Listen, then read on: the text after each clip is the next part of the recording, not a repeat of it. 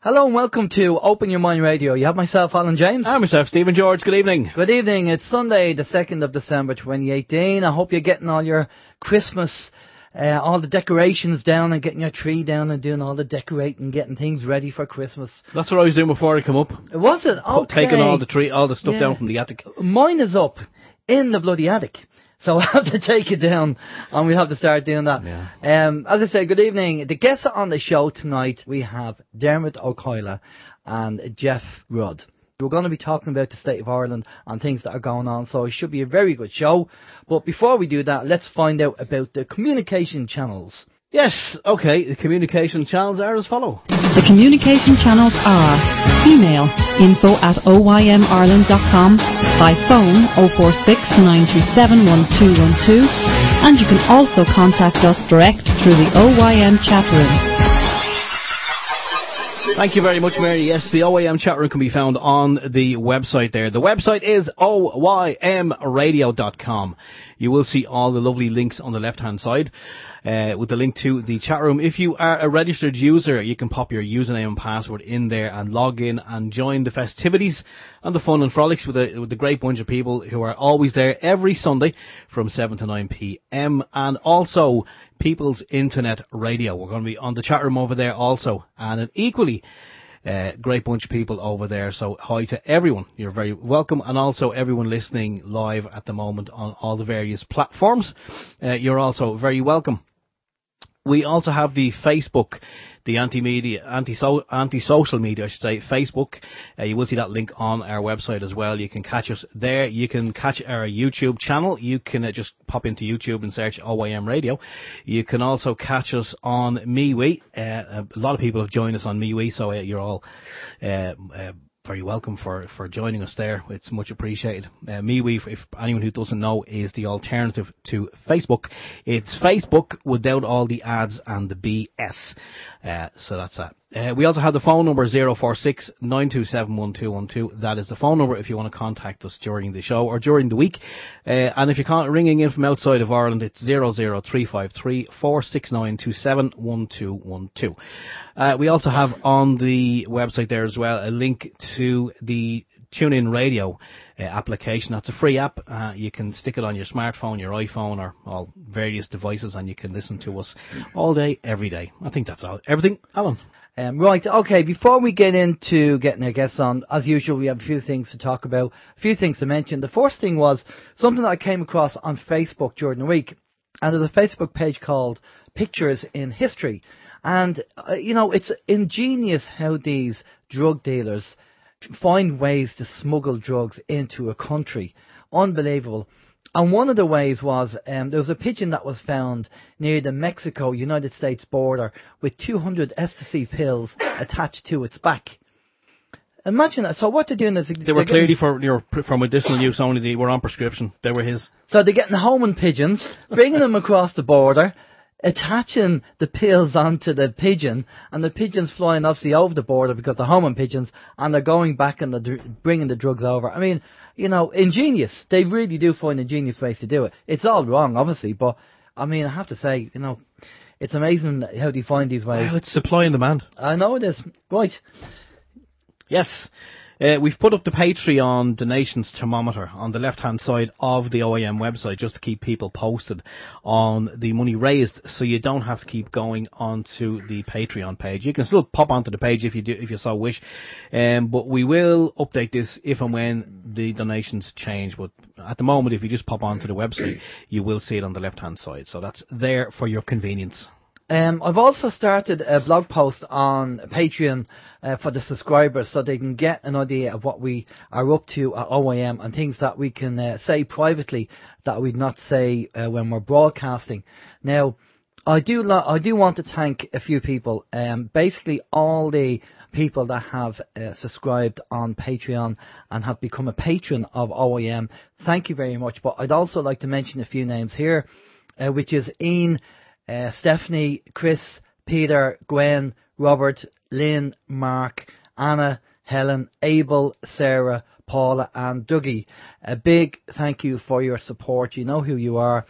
It does really help keep the wheels in motion. And as you know, myself and Steve are deciding whether we will pursue doing OYM, and the support is beginning to come in, which is great to see, because we are humbled by it, and it'll be great if that does grow. It means that I don't have to go off and start working or find a job, and then obviously that's going to take up a lot of my time, and I won't have time for OYM. So a big thank you for that, and it'd be great to see the Patreon go up bit by bit. It'd be fantastic. Again, a big thank you for your support, Steve. Okay, there's a website if you're wondering who your local councillors and TDs are. There is a website you can visit called whoismytd.com. I haven't actually looked at it myself, but I will have a quick look now. But I'm going to guess I should have looked at it before the show, actually, so I'm kind of just guessing now. It's probably going to be laid out by county, and you'll probably click on your county and you'll get all the relevant information, hopefully, so that anyone who needs to contact a local TD or councillor for anything. And I think people should be communicating with them more, not just every now and again, but maybe every week in relation to a lot of the issues that are going on at the moment, especially homelessness. I had a look at that site, and I actually clicked on it, and I had a look at the councillors that's on it. I only know one of them, and they were, I think there was 5 or 6 of them, and they were either Fine Gael or Fianna Fáil or an independent. So that really says the kind of level of control these parties have on a local level, and obviously on a governmental level. And yeah, well, I've just popped onto the website there. There is a search bar. You just type in where you were. I just typed in my local village, and I'm after getting a nice list of who the TDs are, also the MEPs and the councillors. So yeah, that's quite interesting. Yeah. So it's a handy site to have. Are you next anyway? Am I? Yeah. Yes. I am 2 in a row. Northernsound.ie says Cavan Fianna Fáil activist quits party claiming it's a dictatorship. It goes on to say a Fianna Fáil activist has said he's resigning from the party because it's a dictatorship that's going nowhere. Christopher Shackleton has said a party activist for the last number of years, but has been critical of the leadership within the party.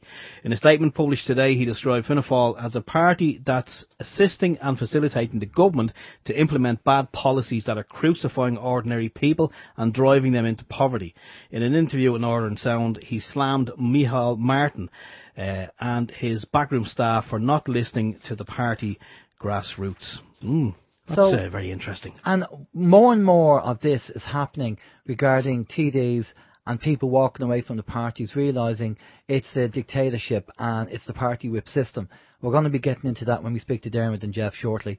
I'm sure though, I mean, the fact he's come out and said that, they're obviously going to jump on the bandwagon, same as they did with that other chap who went into the party, whose name I can never remember. Yeah. You know who went in? Joe something. Joe Blogs, I don't know, whoever. But I mean, they're obviously, he's after coming out and saying that, so they're obviously going to come back and there will be a backlash, and they're going to say, yeah, he's just it's control. Look, it's exactly the same how the corporate world works.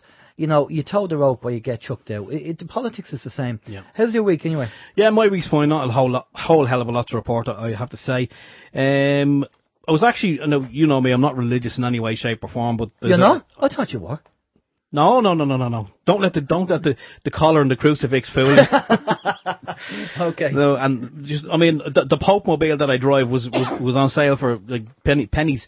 But no, there was the local community where I am. There's a tidy towns committee. It's been recently set up by a group of a nice bunch of people actually, and they just want to, you know, keep the village tidy, and that's it. So in order to try and raise some money, they were selling tickets. They managed to get the Virginia. This is Virginia in Ireland, in, you know, it's not Virginia in America, but they managed to get the Virginia Gospel Choir down to play. There's a local church actually. It was an old Protestant church. It was deconsecrated years ago, fell into rack and ruin, and was kind of restored to its former glory in the last couple of years. So now they're using it for, you know, different events. So the Virginia Gospel Choir were singing there last night. My wife bought a couple of tickets just kind of to support it, and but we weren't going because we had other things on. But we found ourselves kind of at a loss last night, and myself and my son went down just to check it out and see what it was all about. We got free mince pies. He got a selection box. There was as much mulled wine as you liked, but I didn't partake because I was driving. And I have to say, it was an absolutely fantastic night. It started at 8 o'clock, finished about, I think it was a little after 10, and I just thought, I would go just for the hell of it, just to kind of show my support. But it was very good, I have to say. So, yeah, Virginia Gospel Choir. Who knew? Who knew? What else? Friday morning, I woke up. I don't know if anyone has ever experienced this. Normally when you wake up and okay, you're a little bit groggy, but you kind of shake yourself, and you splash a bit of water, and you're ready to face the day and do whatever needs to be done. I woke up Friday morning, and it was kind of like, I woke up and I felt like I was still kind of in a dream-like state. It was a very weird feeling, and I was able to get up and function and get myself washed, dressed, and into work.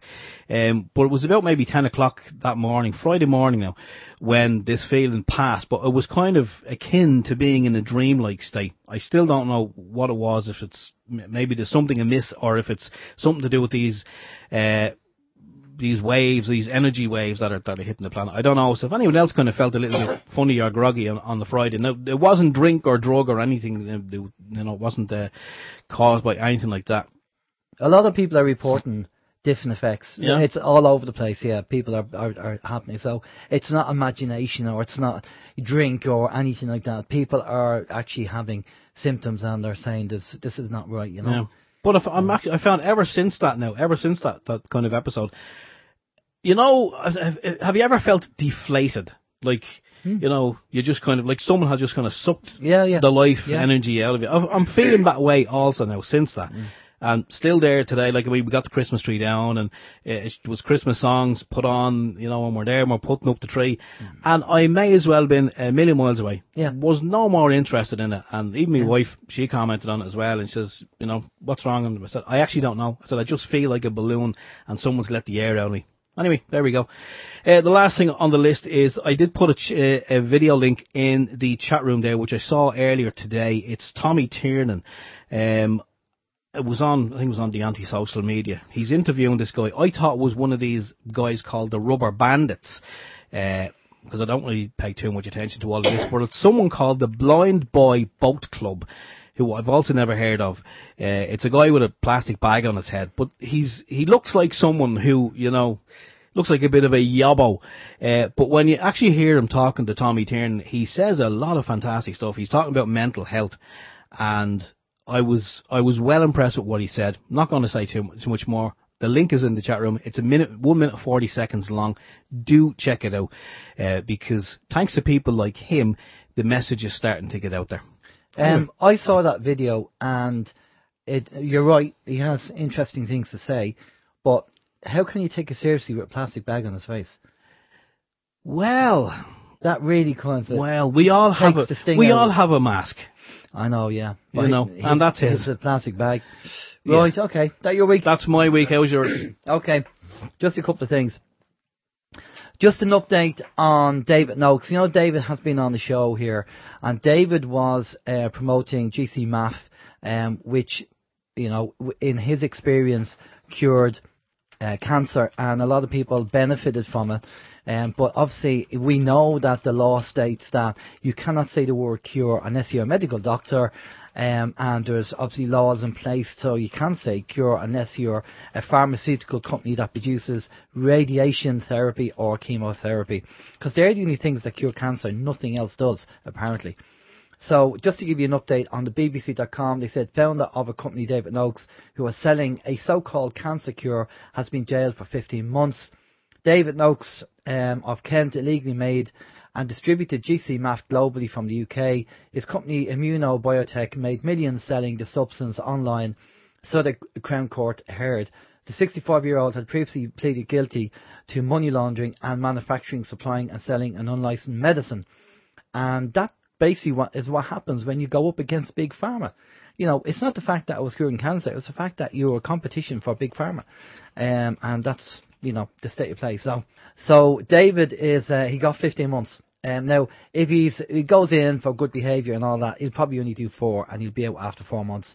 So I don't think he'll have to do the full 15. That's just a warning shot by Big Pharma and the justice system saying, nobody else has to do cures for cancer except Big Pharma.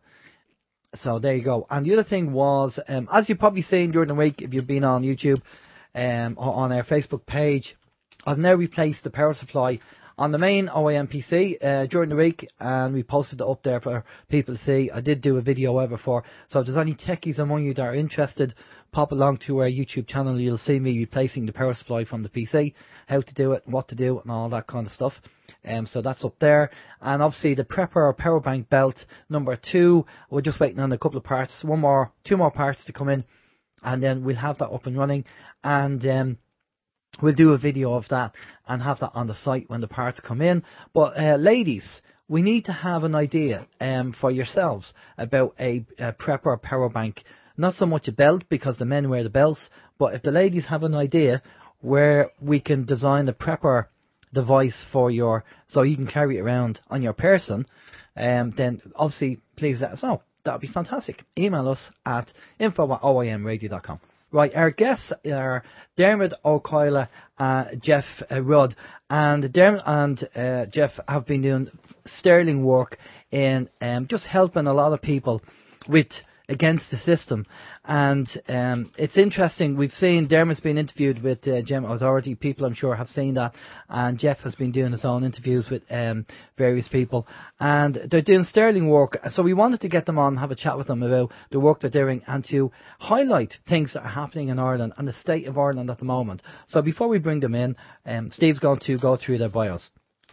Yes, I'm going to go through the bios, and I'll just say Jeff's bio is a full A4 page. And that's cut down. My God. Okay. Deep breaths. Right, Diarmaid's bio. Diarmaid is an independent member of Cork County Council. He is a national secretary for a movement called the People's Convention, and their website is cppc.ie. He's part of an initiative to challenge the political party elite during local elections in 2019 and general and EU elections also, forming the Housing Rights and Reform Alliance, formal launch to take place in January.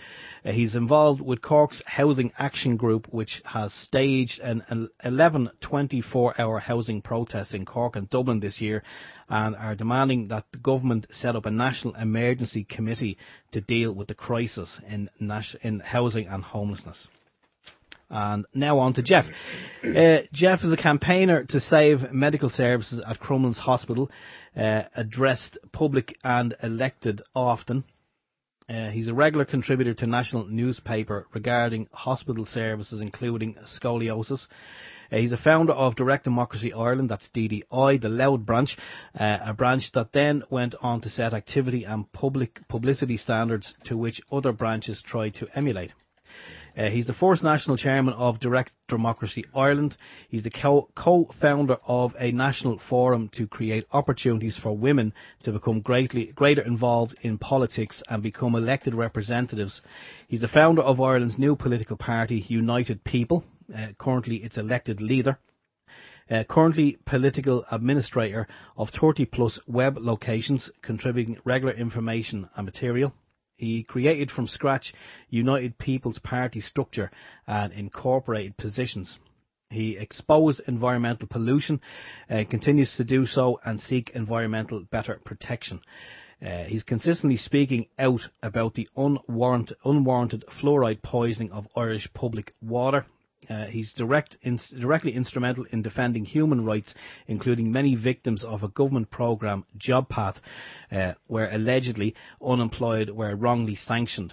He exposed the previous and a lot more after carrying out a full year and a half investigation of Job Path and 2 outside companies hired to ram it down people's throats by state blackmail and coercion.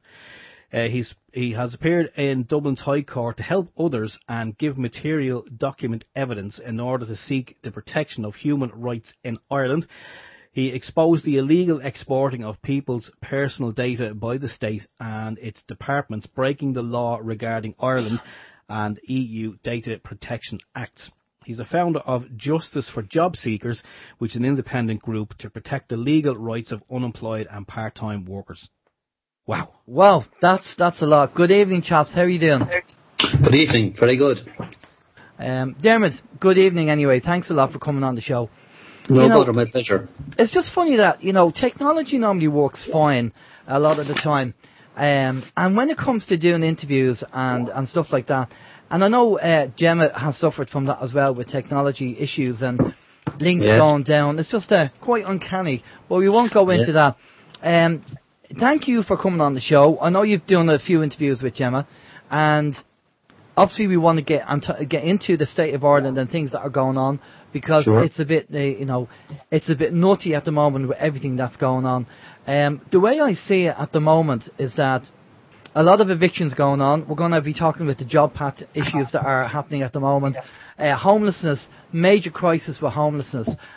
We have been kind of indirectly involved with that, dealing with the You're Not Alone homeless group. And it's just, when you see the politicians coming on TV and talking, to me anyway, it's just like a big foghorn going off. I have no interest in listening. Oh, is that Jeffrey? Yep. It is indeed. Oh, brilliant. Okay, we're up and running again. I'm glad you came in there. I don't know what happened there with the technology, but great stuff that you're in. We read out your bio, and we're just about to start speaking to Diarmaid about the whole kind of state of Ireland and what's going on regarding the job pat, regarding the homeless crisis, regarding the hospitals. I mean, let's look at the 5 kind of things that are going on at the moment. 4 or 5. We have the justice system, which is completely corrupt, and there's a level of hypocrisy going on there as well. Then you have the hospitals, which are in massive crisis, not down to the doctors or the nurses, but down to the system. Then you have the homeless crisis as well. That's a major issue there. Then you have the evictions that are going on as well. And then you have the job pat issues that are going on. Unemployment, massive unemployment. And the whole system is just being run into the ground. And it's just unbelievable that we're just sitting back and accepting it from these people, from the politicians. It's unbelievable. So, Diarmaid, I don't know, take a topic and let's start off and let's have a chat about that. Sure. All those issues you mention in my book, they're all symptoms of an underlying problem. Whether you consider homelessness or lack of housing or affordable housing or the crisis in the hospitals, they're all part of an underlying singular problem. Now, can you hear me? Yeah, there's a bit of noise in the background. A bit of squelch sound or something, yeah. Okay. Anyway, so long as you can hear me. Yeah. I think they're all part of an underlying issue, and that underlying issue is that the people of Ireland don't actually rule in Ireland. A very narrow section rule over the population of Ireland, all controlled by vested interests that manifest themselves through the political party system, through various industry, banking sectors and so on. And sometimes they compete with each other, but they're a minority, and every single aspect of our society is very carefully controlled and manipulated by this sector. And what it is, it's an ongoing, I believe, you can call it nothing other than enslavement of the Irish people, because we hear repeatedly, and it's now the case again still, that Ireland is actually up in the 5 richest countries per head of population in the world. So we know we have vast resources and wealth in Ireland. Our agriculture is second to none. I think we sometimes can grow up to 3 crops of grass in a year even. We have the wealthiest by far fishing grounds in all of Europe. And so we have all the conditions there to have wealth. We're exporting, I believe, enough food from Ireland every year to feed 50 million people. So all these crisis points you mentioned, they're happening in the midst of plenty. So people need to start questioning, well, what is wrong in our state? How come things are organised to such a degree that there are nearly 1 million people who are classed as living in poverty, and I think upwards to 800,000 who are waiting for life-saving medical procedures on waiting lists?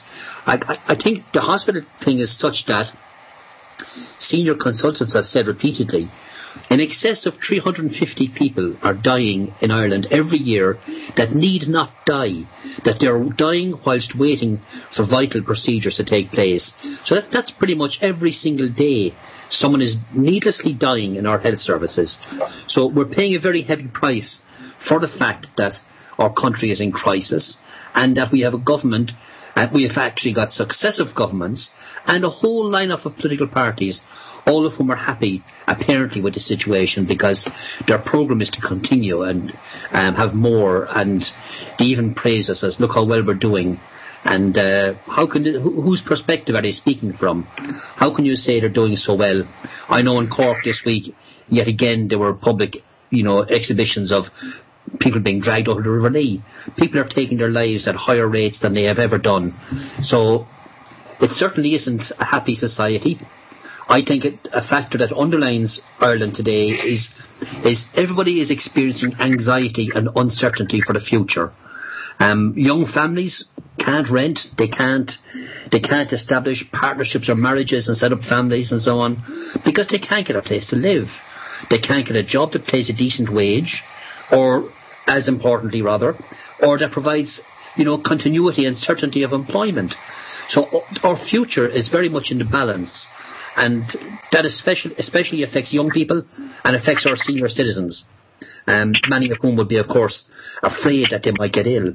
So they're kind of thoughts on where Ireland is today, and we need to be taking stock of this. Everybody has a responsibility. We all have talents. You were doing your bit on radio and facilitating debate. I know Jeff has been active. I have, and many, many more people are active on this, and we need to be active, but we need to be very particular about how we are busy. Like, the old adage, people say, well, you can be busy all day long if you wish. The question is, are you busy doing the right things? And by that I mean we need to try to identify what are the key issues which enable all this wrong to take place, and we need to tackle that. It's like if you go to the doctor and you're internally hemorrhaging, but he can see a spot of blood in your hand, so he says, we'll put a band-aid on this, and out you go. And he hasn't looked at the underlying cause, the fact that you're internally hemorrhaging and so on. We need to look at the underlying problems in Ireland and then start in a very deliberate and organised manner, non-loose. We must organise very tightly, because you see the forces that are lined up against the people are quite sophisticated, quite experienced, and of course they have endless resource, because at the drop of the hat they're printing billions of dollars or euros to finance what they want.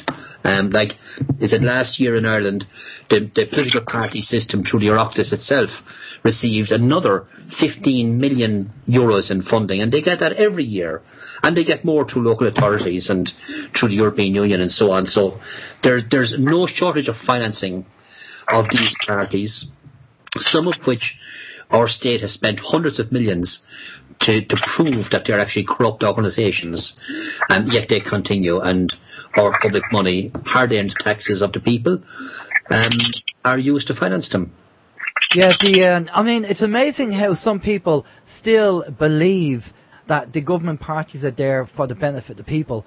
And we've said time and time again, number one, the government don't have any money. They have our money, right? Number two, they have never, and they never will ever think of the people. It's always going to be the party first before the people. And that's how they work. The corporate world is exactly the same. It's no different.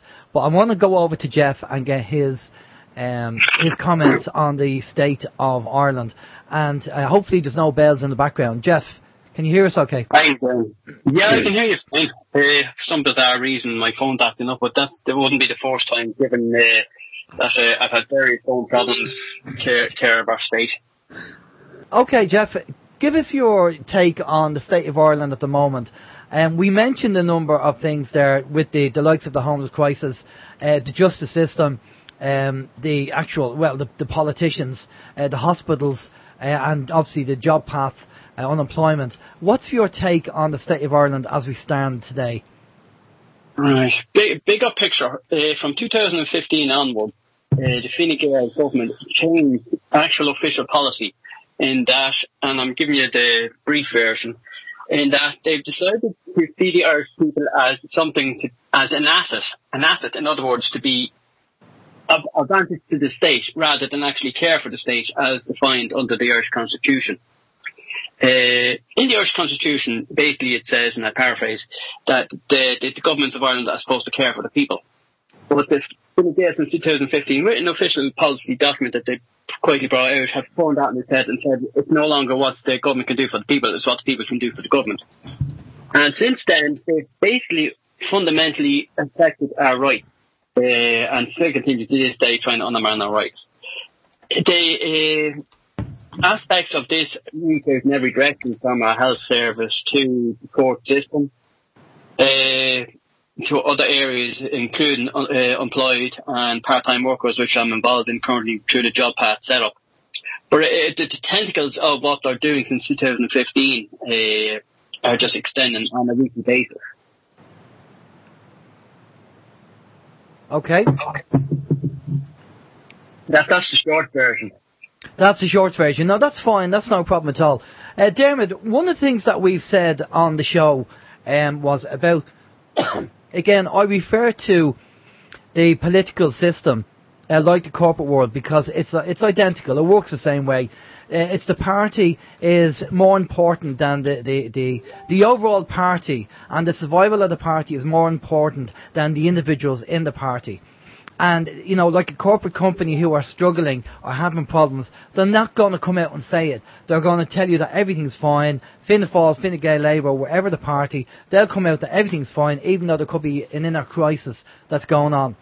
The hierarchical system, which is employed in all companies and all parties, doesn't work because regardless of the need-to-know basis, depending on what level you are in the party, one person at the top, who's the CEO, let's face it, they're the CEO, it's not a politician.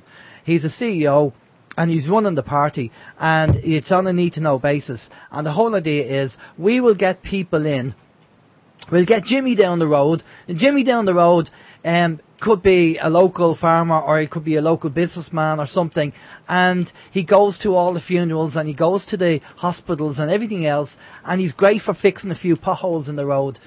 But that's all Jimmy will be able to do when he gets in. And they need people who, Jimmy really doesn't know anything. He's not really a businessman. He doesn't know how the system works, but we'll get him in because we can control and manipulate him and tell him what to do through the party whip system.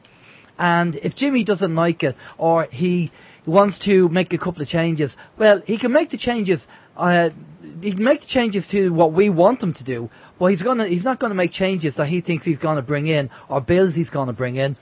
That's going to be stopped. As Steve said earlier about that chap who went into Fine Gael for 9 months, and he realised that it was institutionalised, and then he left because there was too much control. Well, that's how a corporate company works. You go in and you do your job and you toe the rope, and if you do anything against the company, you get sacked. You get removed. Politics is the same thing, and this is the problem. People need to start realising that government parties are no different to a corporate company, and that's how they control everything on a need-to-know basis, and that's how they run it. So what's your thoughts on that, Diarmaid? You're quite right. Like the political party system in Ireland, as I'm sure it's the same all over, it is top down. People join these organisations. I call them, I think more accurately, private member clubs. People join them and they adhere to the terms and conditions and pay their fee, and they subject themselves to the discipline of that party. And you can see the very concept of it, if you take our context here in Ireland, in Dáil Éireann, or in local councils like where I am, the party members follow what their leader says on any issue of consequence. The whip applies, which means that the members sitting there, rather than carrying out their duty to represent the people in whose areas they were elected, are actually representing the party's own interest. And each of these political party groupings, or private clubs, they themselves are, remember, a vested interest in themselves, because they have a set of pre-decided policy that they have worked out in advance without reference to the citizens. They have their own pre-decided policy, and that's what they want to forge ahead with. And all of that, of course, is highly influenced by the backers that they have, who are usually these corporate interests and so on, people who ply them with money and with advice in return for how they should direct policy. So the party whip is a system which, in fact, it's anti-democratic because it denies the representation of citizens or of people in favour of the representation of a narrow vested interest. So that's the nature, and I often describe how this party system in Ireland works. You'll see now at the moment, in fact they've already started their selection conventions throughout the country for the next general election and for the coming local elections, and you have parties coming together to select candidates, and what happens is the person in the ranks who displays most loyalty to the leadership and or who is best at the giving and receiving of favours, that is the individual who gets the nomination. And then when it comes to the core counter and goes up the line, it's all the time who owes who what favour, who's calling in what, and in return a nomination is given with the attachment that a return is expected on it. So this whole party system results in the most unprincipled, unscrupulous individuals coming to the leadership of political parties, and they end up running our country. So the whole structure of how the party system is organised means that scoundrels actually are in government, and the proof is in the pudding, because that's what we have, scoundrels in government. Well, exactly, and that's, they kind of take care of their own. The nepotism as well, that's used on a regular basis. We see it time and time again. The families are brought in, the nephews and the nieces and whoever that will toe the rope and do what they're told. And again, it goes back to the 1%. We are just having technical problems with Jeffrey at the moment. Jeffrey has been attacked on multiple levels over the last few weeks, and not very nice. So he's having problems there, technical problems, which was working fine just before the show. So obviously, we're talking about stuff that they don't want us to talk about, and Jeffrey's kind of aware of this, because he knows that he's had a few issues there with people not wanting him to talk. But we'll see what we can do anyway. But yeah, the whole idea. One comment you made, Alan, there in your introduction to that latest bit is you said that the political party system doesn't work. I mean, you could look at it the other way around and say it works very well. Yeah, it does. Depends on which perspective you're taking. Yeah, exactly. It does work if you're in the 1%, and it suits them. And there's people at the top on the 1% who do not want to change the system because it's working great for them. Yeah. It suits them, and the system is if they want to rig the system, so they'll have the 7-year cycle, where they'll tell everybody to go out and use your credit card and mortgage yourself up to the hilt, and then they pull the carpet after 7 years or whatever the period is, this business cycle, and then you can't afford the mortgage because you've just lost your job, and then they come in and then they get your house and all that kind of stuff. I mean, people have to realise that this is the game that's going on, and this is the game that's being played. And obviously, when it's the 1%, you can guarantee that when they have any health issues, they're not going down to the local A&E and waiting for 7 or 8 hours. They have a private doctor on hand, or go to a private medical centre where they'll get seen straight away. This selfish, greedy, ignorant and arrogant approach has to stop. And we were mentioned about communitarianism last week on the show. And communitarianism is basically taking away the rights of the unelected bureaucrats in Europe and giving the local community control of their own destiny, because somebody in Europe who doesn't even know a village exists is dictating what that local village does. So, democracy is gang rule, right? It's mob rule. So anybody that mentions to me, but we have a democracy. No, 51% telling 49 people what to do is not right. So we need to get away from people turning around and using the word democracy, because it's mob rule.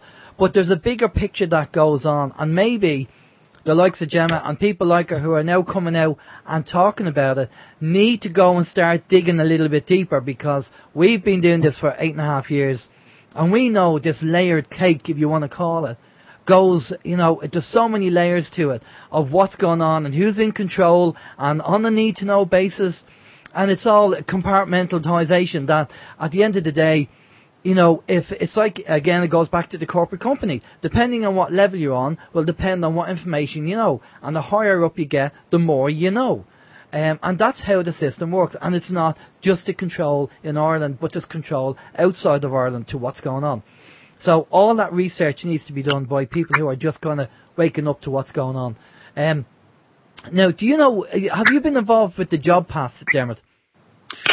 I've seen lots of people suffering on it. I mean, I know it's basically used to hound and make people's lives a misery. People who are on the job seekers allowance, that they're plagued by references to go meeting these Tús Nua, is it Tús Nua or Turas Nua, that they call themselves, which are basically a UK companies who have been subcontracted by the Department of Social Protection, allegedly to find people, help them find work. But people are brought into meaningless, demeaning interviews and really looked down upon and sent on useless schemes. And it breaks their heart. And one of the nasty things, I think Jeff has done some work on this, is they get them to sign this contract that they will agree to be bound by Tús Nua. And of course, I think it's been in the media this week that this company is being paid in the region of €4,000 per head for this work. And it's an absolute, like any other of these government schemes, like the way they have dealt with the housing and homelessness issue, everything, there's money making going on big time. And here's a foreknown corporate coming in, used to try to bully people off the labour exchange, and in the process make a killing of money out of it. And not just get them off the exchange, penalise them when they miss an interview, penalise them by cutting their welfare and so on. So it's a bully scheme designed around the assumption, I suppose, that somehow if people are as recipients of welfare, that they're somehow automatically presumed to be conning the state. And nothing, of course, could be further from the truth. You'd have the odd exception to that rule, of course, but nothing in terms of impact on our economy, as to the criminals at the banking end, at the top, who are ripping our state off of billions. And yet all this propaganda and statements are issued against social welfare recipients, and effort put into schemes like that with Tús Nua and so on. It's just abuse by the state against the people. That's what it is, and trying to cut and at the same time fill somebody else's pocket with money. Okay, it is kind of what's going on. It's a blatant hypocrisy, and one rule for them, one rule for us, and the control they have over the system. And people keep voting these people in. I do not vote. I deregistered. Yep. I don't vote anymore for anything, because I know... Why? Because it's all controlled. It doesn't matter. It's not the people who vote, it's the people who count the votes. And we know, and we've heard, that voting boxes have gone missing. And, when it comes to, like over in the UK, as soon as the voting's finished, the voting starts, the voting papers are started, they're counted straight away. But over here in Ireland, no, they don't do that. Yeah. They go off to the local Gardai station, and then the next day they get counted. How convenient that is, that they go to the local Gardai station. I mean, we know the state of the things, what's happening in the Gardai at the moment, and the perjuries that have been done in court, and trying to stitch people up for, try and put them in jail. And people have gone into jail for where they shouldn't be in there. So we know exactly what's the blatant corruption that's going on there. So why would we trust the Gardai taking away the boxes to a Gardai station and then bring them back the next day? I don't vote, because what they love doing is doing the divide and conquer game. They keep doing that. They'll come out and they'll have referendums, and they go, right, we're going to have a referendum on this and we're going to have a referendum on that. And the problem is that 50% of the people are probably going to fall out with 50% of the other people. Friends and family who liked each other obviously fall out with each other because, they're fighting each other depending on what the referendum is, like the abortion referendum. So many people fell out with each other over that. And people aren't seeing it. It's the divide and conquer game. It's the programme. Now, I've said to Steve, and me and Steve have our own opinions on this, but me and Steve said, our opinion is between us and the ballot box and nobody else. End of story. But you say you won't use the ballot box. Well, no, I'm just saying, if I was voting on it, regardless of what it is, if I was a voter, my opinion is, between me and the ballot box. Sure, as it should be, yeah. Because I know that me and Steve, there might be things that we mightn't agree on. The last thing we want to do is fall out with each other, so we keep our own personal opinion to ourselves. Yeah, and that should be respected. But I would differ with you, I think, in that I think there's loads of problems with how elections are conducted. They're not at all, you do not have an equal right to elect and to be elected in this country. You don't have, but that doesn't mean that there's not something there of value, because occasionally good people do get through, but it's the exception. But I believe that what we need is to have mass participation in these things, so as not to allow these parties who are bought and sold long ago, not to allow them to have the dominant position. I say this about elections. Elections aren't equal to democracy. I think you mentioned you don't like this word democracy anymore. Maybe the word has been corrupted. Democracy doesn't mean that you have a vote and 51% decide something. Democracy, in my view, is a much more simple, broad concept. It is a question of whether the people decide the policy in our state or not. Are the people in control? That's at a different point of principle than to say we'll have votes on this or that, or we'll have votes for elections, or we'll have councils and a Dáil, or whatever structures we might employ. There are tools through which we exercise our democratic right, but our democratic right is valid and it exists 24 hours a day, 7 days a week. There should always be democratic access for the people to engage and shape our future. And that generally works out on a consensus basis. The idea or the instance of there being a 51-49% vote is a very, very rare thing. But on the occasion where it becomes required, then of course that is the only method. Otherwise, what have you got but violence? Well, hope that we work out our future in a sensible manner. Ordinary people, in my experience, are very capable of sitting down around the table and saying, what are our options here? What are we trying to achieve? And in that case, rarely does one have to raise handing for votes, because people will see a sensible way forward, and if it's wrong, we change tack later. We don't need to wait 5 years, So the notion of we're told all the time we have a democratic process. We don't. Ireland is not a democratic state. Hasn't been. In fact, it was founded upon the imposition of arms against the majority of people, the state we're in. So most places that speak about democracy, they don't really address the content issue, i.e., do the people rule or don't we? No more, for example, than amongst our great so-called left wing, people going around the place proclaiming socialism and so on, whereas I don't think they would understand the first rudimentary principle of it. Just because people adopt a label does not mean they are. And labels have confused political debate all over the world, and in Ireland. For a long time, we should put them aside and simply discuss the reality. And I think engaging with the electoral process, along with campaigning on the streets, going from door to door to meet our neighbours, all of these things are part of us exercising our democratic duty, in fact, to stand up and go against all these terrible wrongs that you outlined there at the beginning of the show. Our justice system, our hospitals, the housing crisis, the ongoing evictions, and this week again I think PTSB are handing over another 6,000 mortgages to a vulture fund, even though we own, as a people, we own Permanent TSB Bank. Why are we doing this? Yeah, exactly. We have to take every measure we can, use every tool in our arsenal, even if they're not perfect, to try to advance the cause of people. Yeah, no, there's an old Native American saying, and it says, if it's not good for everybody, it's not good. And sounds good to me. Yeah. I like that saying. I want to see if we can bring Jeff in, and because he's having a few technical problems there. Jeff, yes. Can you hear us? I can. I have at my end. I have mad bells going off in my ear, drive me nuts for the last half an hour. I wish to apologise to yourself and your fellow colleague and to Diarmaid. For the last week, I've been under physical and IT attacks. This is deliberate. No ifs, no buts. This is absolute deliberate. The United People website was taken there and hacked. My own computer was IT hacked for the second time. I had bottles thrown at my house that had studded nails embedded into them and fired across at my house.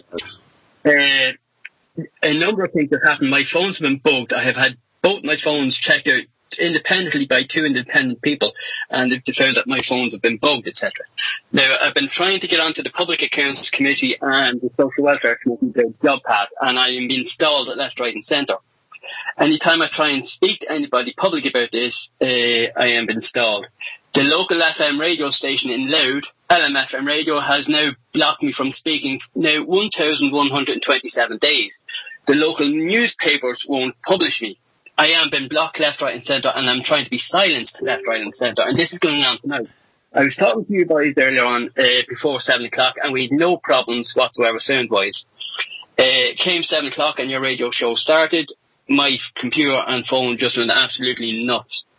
If I sound frustrated and angry, I am, because this government, and I've been told specifically what sub-department of the Taoiseach is doing it, and the individuals doing it are trying to silence me. No ifs, no buts. Well, give us your take, Jeff, on what's going on, what you see is happening, and what the problems are. Basically, this government is out to undermine people's legal rights. That's extreme short version, and they're doing this stealthily. They're doing it in various ways. For example, they're going to try bringing in, stripping out of the Constitution, a woman's right not to be able to turn down work. They're saying, we must sex genderify parts of the Constitution, that it doesn't apply just to a woman or a man or a woman, etc. But behind that alone, that specific part of the Constitution that they're trying to strip out, is they're trying to deny a person having the legal ability to turn down work. Because I've had certain people coming in part-time work through the job path operations, saying that job path doesn't suit in certain circumstances because they have to mind kids, care for their sick, for the husband or for the wife, and job path is coming along and trying to force them into a part-time job or a full-time job. And if they turn it down, then they're stripped of the social welfare payment. Now, if the government comes along and takes out the Constitution, strips out of it a person's legal right to decline work, then a person doesn't have a legal stand within a courtroom to say, I have the legal right to turn down work. That's just one small aspect of it. But I'm trying to point this out, and I have the legal means to do it, and I have the people's backing to do it, and the government is trying to silence me from doing this. Even though while I'm talking to you, I can hear mad bells going off my ear. This is a deliberate hack that's going on. Now, what you can't hear it, but this phone call has actually been recorded while I speak. So on my own internet end of things, I will throw up a part of this call, so you can actually hear the type of crap that's going on in my ear right now. So listeners, when they connect to my Facebook page later on or tomorrow, we'll see exactly the sort of hassle I'm getting. Yeah, no, that's unbelievable. The attacks that you've been under. Now, I'm no legal expert, so I'm just going by my own speculation on this. But and Diarmaid, I put this over to you as well. But my understanding is that if you're not given a choice, then that's slavery.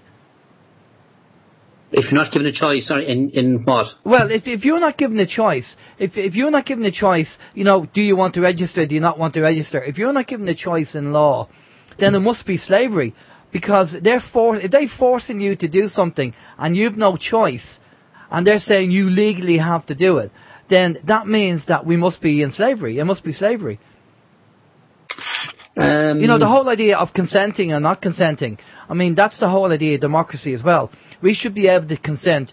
Like if I want to, drive on the roads, then they're saying that I need to have a driver's license. But I can choose not to drive on the road and not to get a license. But if they start bringing in laws that are saying, no, you have no choice. This is the law, and this is, regardless of where you are, you've no choice. At the end of the day, to me, that sounds to me like slavery.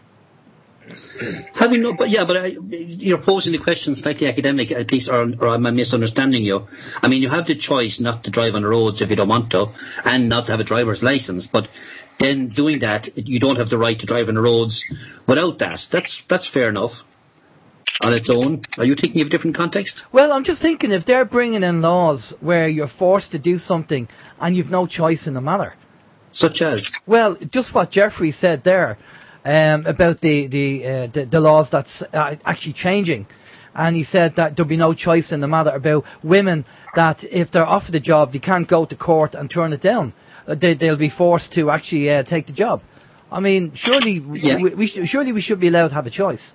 Yes, you should have a choice, of course, but I mean that's already being applied in social welfare. That if you turn down a legitimate job offer, then they'll cut you off welfare benefit. Yeah, but that's because the principle of receiving welfare benefit or job seekers allowance is that you must be fully able and available to work. So if somebody offers you appropriate work, now that word is stuck in there. If someone offers you appropriate work, then and you refuse it, then an assessor is entitled at the moment to decide, well, look, you're not then genuinely seeking work. Okay, so who defines the appropriate work? Because there could be a reason. Assessor. Well, see, there you go. And the assessor. It's a bit arbitrary. It is. And there is an appeal process available for it. Yeah, well, I don't know. See, you're dealing with the system. I've been dealing with the system. 2 weeks ago, I was dealing with the system. And basically, the system told me to go away and don't annoy them. Yeah. So, you know, and all for the reasons that I was very transparent and upfront with everything with the paperwork. And I know there's people out there that have no interest in getting a job. They just want to screw the system. Yes, and they're a minority. Well, I don't know, are they? I don't know. I mean, the system, it's designed in such a way that if you're honest, you won't get anything. And maybe that's why so many people go down the road of trying to screw the system, because they know the way it works, that it's corrupt from the inside out.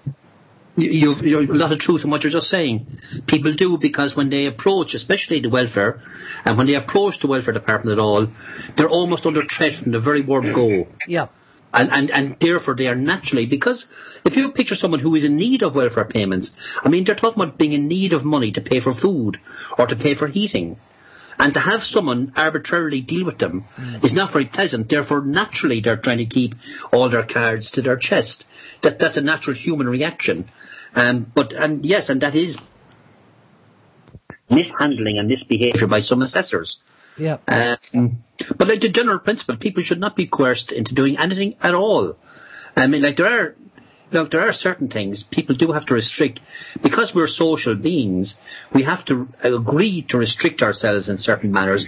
For example, going back to your driving on the road, you can't insist upon your individual right to go driving on the right-hand side of the road. The state will quite properly stop you doing that. Yeah. Because that would interfere with other people's equal right to exercise their freedom, if you know what I mean. Yeah, no, totally. So there are conditions in which one does accept restriction because they're good sense. But, you know, there are other cases then, of course, where the state does bully you. And as we saw, for example, during these big social movements recently, with the state tried to tell you must pay for water, end of, and if you don't, we'll cut it off, they said. And that was wrong, and people en masse disagreed. And I said, no, you don't have that right. And when they stood together, they won. And the same thing with other issues down through the years. So, and anyway, I mean, the whole thing, in Ireland's history, people often say to me, no, you can't just go outside the law to protest. Like, people shouldn't forget, for example, the 1916 Rising wouldn't have happened had they applied for a permit.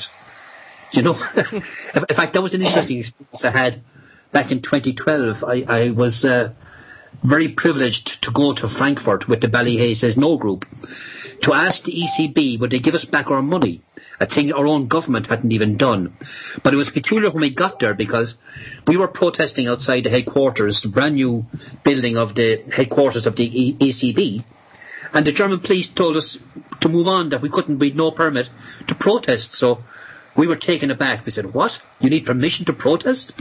That's like the permission where you can protest over here, but in the corner of the Phoenix Park. Remember that, Steve? That's right, yeah. Just in the corner of the Phoenix Park. We'll bring Jeff in again just to comment on hopefully the job path and the Irish water, and then we have questions. Yeah. Steve has a lot of questions there. Jeff, do you want to comment on the job path? Yeah. Do you want to comment? I'm going to jump straight in. Okay. First of all, we had a judge make a ruling in the courtroom that a person cannot be forced into accepting a private contract with a private company. He said that about job path. Now, he said in general, a person cannot be forced to sign a contract with a private company. That came via the Job Path court case that we were taking.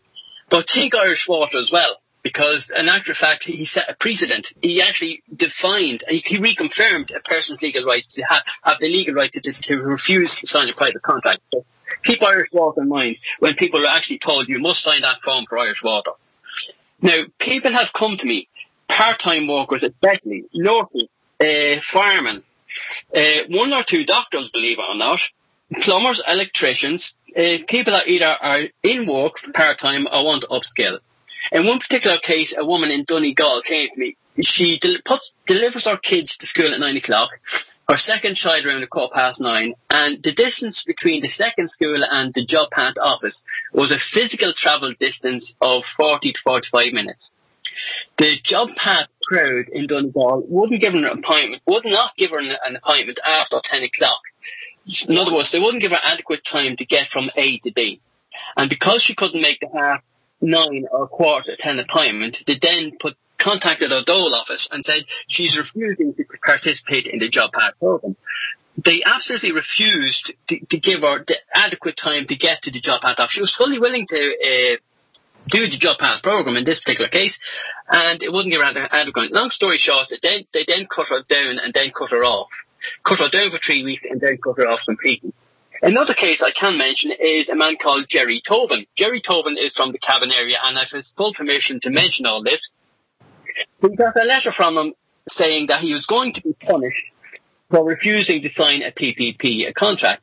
Now, he got this letter after Mr. John Connon, the Assistant Secretary, on the 8th of March, sat in the Dáil Committee Room number 2 and stated on public record, which is available on the rockdis.ie, that people cannot be cut off their social welfare or cannot be cut down their social welfare either if they decline to sign a PPP. And here's a man with a letter from the Department of Social Protection saying you're going to be cut off because you've declined to sign the PPP. So what they're saying in PR to their cameras and microphones, and then what they actually do to the people in the country are two vastly different things. Now, people have come to me, hundreds, I won't say dozens, I'd say hundreds of statements of people that are absolutely willing to do the Job Path program, but those operating the Job Path program won't bend even to some degree to accommodate them. A social welfare system is supposed to work around the people that are involved in it. In the case of Job Path, the companies that they hire are supposed around the working and living conditions of the people that are supposed to be going through it. In the case of two people that I know that were actually dying of cancer, the Job Path program wouldn't take into account the fact that they were dying and still demanded that they missed on medical treatments and turn up for the Job Path program. And because they were unable to do that, they were cut off. Who are these sick people that do this? I mean, are they sick in the head? Well, it's a damn good question. I'll be quite blunt with you. They've got a bit of power via the state that's been awarded them, and they let it go to their head. Now, all this, and many cases that I could cite, I wish to recite to the Public Accounts Committee and the Social Welfare Committee in the Dáil. But so far, I have been stalled and stopped. I'm even been right now as I speak to you. I'm in hassles even trying to get speaking on the to this call to you. I have literally hundreds of statements, victim statements that I can prove there, and I'm been stopped. But people genuinely have the legal right to turn down a private contract from a private company. No ifs, no buts. We had that as a judge's ruling. And yet not one TD in the Dáil will actually stand up and state that on public record, even though it's on the rockdis.ie website record. Now, the head of Taurus Nua and heads of CTEC also confirmed the same blooming thing on the 8th of May 2018 Dáil Committee Room Number 2 to Social Welfare Committee. Yet, not one TD is actually stating this public either. They don't want getting out there that people actually have the legal right to turn down certain things. Now, it's not that people don't want to work. They do. We have people out there that are currently want to upskill and they've been denied the right to upskill. Now, the government eventually, because of a small stink that we created over this, eventually says, oh, well, we'll allow you now to take up some educational schools. What they didn't mention also there was that you actually have to go back to the private companies and still get their express permission to be allowed to go do these educational opportunities. In the case of one part-time nurse, she wanted to upgrade her skills so she then qualified for be able to carry X-ray procedures. The state wouldn't allow her to do that. When she went off and tried to do the course, they sent her back a letter saying, we're now cutting you down, and if you don't get back to the job pad program in 3 weeks' time, we're now cutting you off completely. Long story short, it's they're just trying to force people into full-time jobs, and part-time workers are not allowed. You're not allowed to take a part-time job now in job pad. You're not. Because the way the two companies work, CTEC and Tourismua, and they have a number of fronts out there which they cleverly use, but CTEC and Tourismua do not make money from people that are in part-time jobs, because if people are in part-time jobs, they can't be forced, supposedly, into full-time jobs. And the two companies can only claim money for people that are on full-time jobs and not part-time jobs. So far, the two companies has claimed 125 million euro. 56 million euro of that has been simply from collecting signatures on a PPP form, a contract. In other words, on your very first day, you're told, sign that or else. As soon as that's signed, the claims have gone into the government. We got another contract signed, hand us over 15% of the total contract price on that person's head, which we now know is just under 4,000 euro. So 15% of that they claim.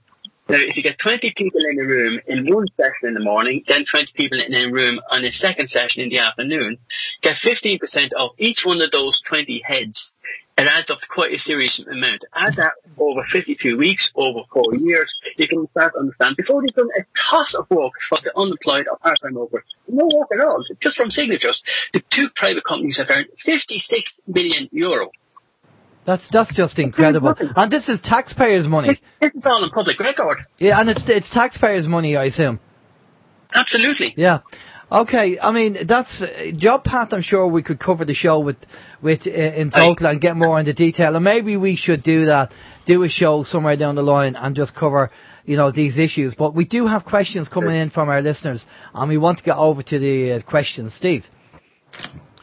Yeah, we do have some questions and comments coming in. Where to start them? Bint from PIR said the corporation called State hold the equitable title for our bodies through the birth cert. That is why it's illegal to harm or kill our body, and why it is illegal to not get brainwashed in school, etc. That's just a comment. Graham says, if they refuse or suspend your benefits or entitlements, they are breaching the United Nations Treaty. Know your own power, he says. Hold them liable. Serve notice of liability onto the man or woman who was assuming authority in the matter. Can you do that? I mean, if someone is hearing your case or your plea in one of these social welfare situations, has anyone ever done that? Can you? Yeah, of course, yeah. In the Damien Fagan case, which I assisted in the Dublin High Court, the Department of Social Protection and CTEC admitted on public record under sworn oath that they do not have the legal legislation to cut people off or down for declining to sign a contract. They admitted that they do not have the legal legislation, yet they are still doing it. So in other words, they are breaking the law. They are, yeah. But I mean, unfortunately, there's obviously nothing that the person can do about it, I'm assuming. Or has anyone taken action against them? Well, I mean, from what Graham is saying here, you don't hold the company responsible. If I'm reading his comment correctly, what he's saying is the man or woman who is dealing with you across the counter, when they say to you, no, we're going to cut you off, you hold them responsible.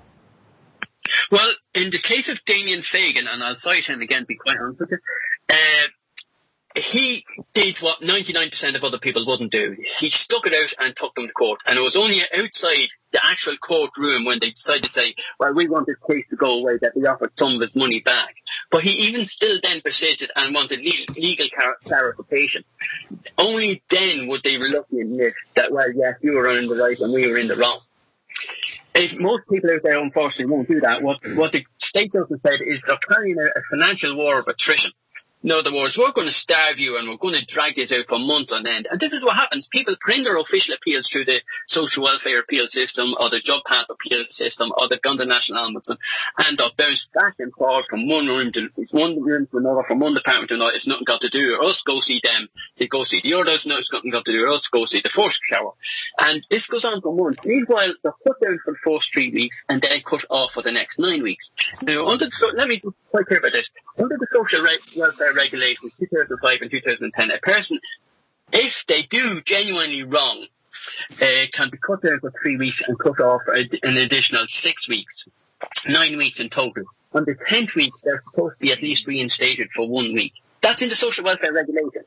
The government has come along and said, right, we're cutting off lock, stock and barrel, and they've cut people off completely. I have a chap that has been cut off for 4 years and has never had one 10th payment, the 10th week payment ever.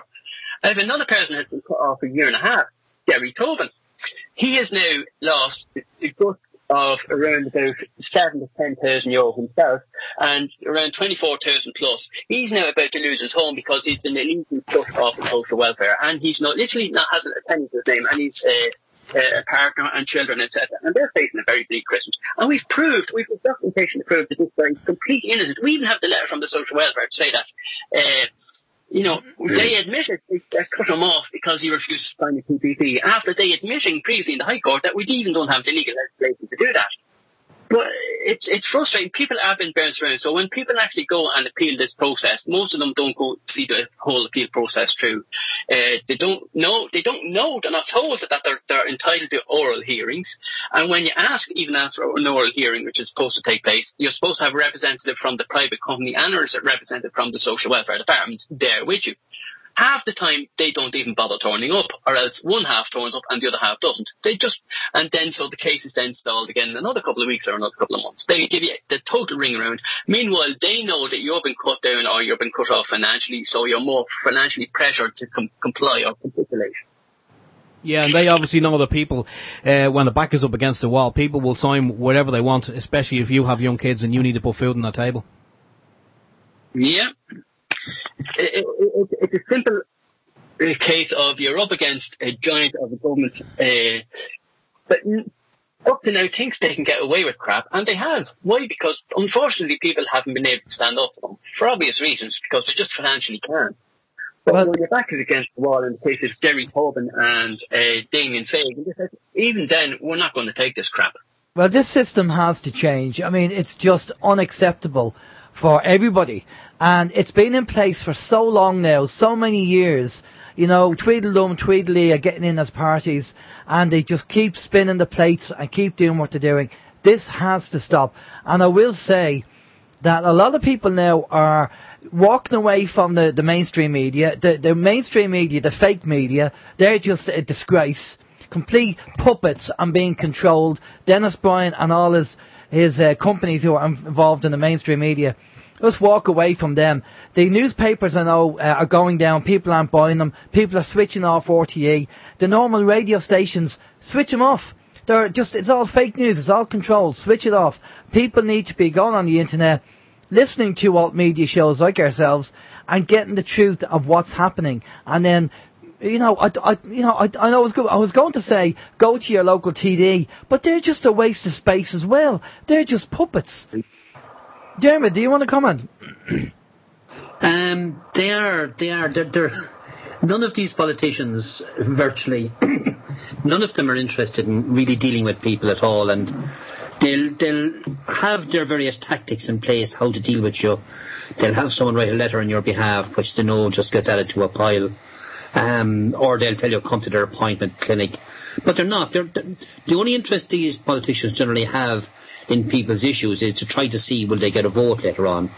Aside from that, there's no other interest they have, and that's basically it. Like it's shallow on their part, and to have citizens have to rely upon them and appeal to them to get their basic rights is completely false to begin with, because people either should have rights or they shouldn't have rights, and if they have them, they shouldn't need to be begging off a politician to try to ensure that they get them. There should be systems in place to ensure that appropriate services are delivered, and people shouldn't have to endure disrespect and face these officials who are threatening their meagre payments and welfare and so on. It's a disgrace. Yeah, no, it's the nudge, wink, wink scenario, and Ireland has been proliferated with that for years, that, you know, the padded envelope and the, you know, I'll take care of you there, Mick, no problem at all, and, you know, the back scratching and everything else. And this has been going on for years, and it's been accepted for years. And I can understand that in business, that's the way it works to a certain extent, but not to the detriment of the people, you know, especially if it's going to affect their life, or, you know, like the woman that's having, you know, treatment for cancer, and she gets, you know, struck off Job Club because, you know, she had to go and get her cancer treatment, and they're saying you have to. I mean, common sense has to apply, but these people are obviously brain dead to the level that they don't even apply common sense. It's just madness. We have more questions come in there, Steve. Yeah, we have, Graham just said, he said, sue the man or woman enforcing the policy with a notice of liability, take their homes and assets off them. I don't know, I mean, when someone is in that position where they're making that decision about you and, you know, whatever you're being cut off from, if you're unhappy and you are aggrieved and you go through the motions of, the complaints procedure or whatever it may be, could you, I mean, in reality, just go after the person themselves? I mean, is that something that is even on the cards? Yes, absolutely. Go ahead. Right. Damien Fagan, this High Court case. We had a recording. He attended a Job Path meeting. He peacefully, and I like to say we have a recording of the meeting, he peacefully put some questions to the representative of Job Path. The Job Path didn't like the questions that were being asked because they exposed a lot of answers they didn't want to give. The Job Path employee got so angry about the questions that had been asked that he physically reached across the desk, grabbed Damien Fagan, threw him up against the wall, held him there by his throat, and proceeded to assault him. Now, we have a recording of this. We handed the recording over to the Gardai. The Gardai did bugger all. Absolutely nothing. We went to GSOC. Why the hell isn't the Gardai doing anything about this? We looked into the matter also. We'll get somebody investigated. The Gardai asked a fella from Damien Fagan's area that sat across from the original Gardai that did the first investigation. In other words, they were two mates. And one was supposedly investigating the other. Oh, we investigated ourselves and found nothing. Long story short, the Gardai did nothing even about this assault. So let me be quite blunt. Good luck trying to take Job Path or Department of Social Protection, because they will cover their arse and they'll cover their arse for each other. Well, the one thing I'd say there, Jeff, is the reason why the Gardai weren't interested is because there was no revenue to be made. You know, absolutely. You know, it's they make money on the revenue. They'll stop you if you have no car tax and all that. But if it comes to, you know, assaults and stuff like that, we're not interested. Document everything and do bugger all. Steve, you've got more questions there? We do indeed. Graham has sent us in some information there on the chat room as well. He says a relevant article, read it. What it says supersedes national statuses, and it's from a website called humanrights.com. I have posted the link on the chat room. Thanks for that, Graham. I will post it in the Skype there for the lads if they're interested in having a look at it also. Just in relation to the welfare, Chris said earlier, he said he went into the social welfare last year on crutches after he got a hip replacement operation. He asked the supervisor how much he was entitled to. Chris is self-employed and he's worked for over 40 years, and he was told he wasn't entitled to €1, nothing. But he said the lad next to him was from Ryanair and he got a cheque. Yeah. So I mean, even people who are working, you know, making money, paying their taxes to the state, when you go in when you need it, you don't get a penny. If you're self-employed in Ireland, forget about it. You don't get anything. They won't give you anything. And this was also mentioned to me in the welfare. And I asked her to define what she meant by self-employed.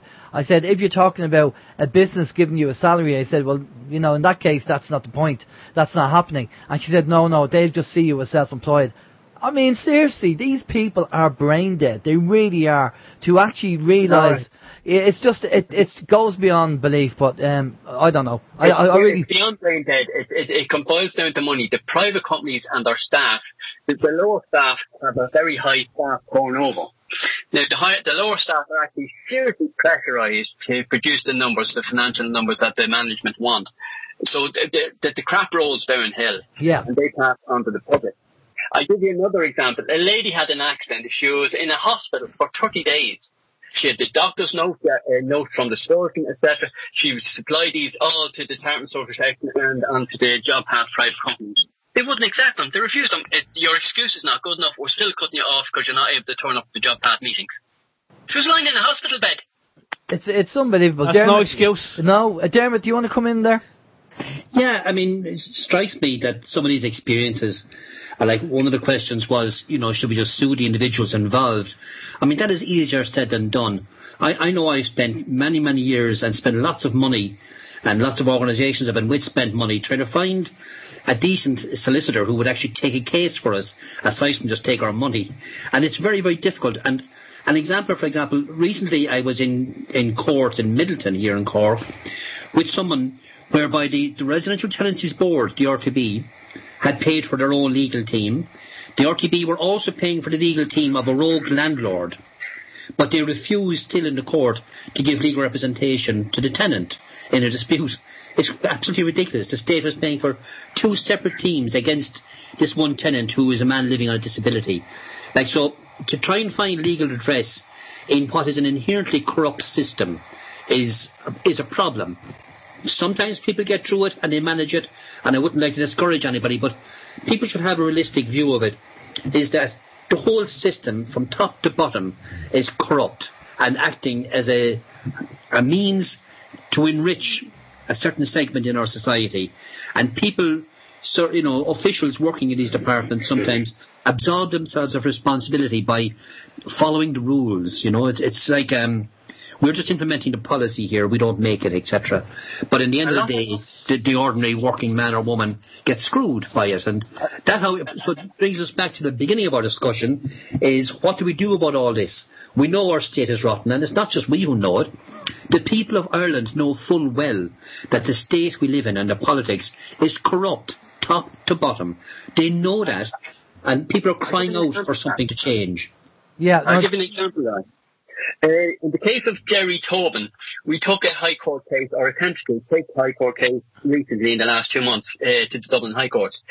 In courtroom number 2, we got a court order from a judge that his case be heard in courtroom number 6. We went to courtroom number 6. The judge saw our court case coming up early in the morning and kept deliberately delaying it, pushing it back till the afternoon. Finally, in the afternoon, when nobody else was left in the courtroom and we were finally sitting there, he had to deal with our case. We stood up to represent his case with this court order from courtroom number 2 that we got earlier in the morning, took a look at the case, I'm not dealing with that, got up and walked out. Before we had the legal opportunity to even present the case, he got up, despite a previous court order ordering him to actually hear the case. He just said, "Like that, I'm not hearing this case," and got up and walked out.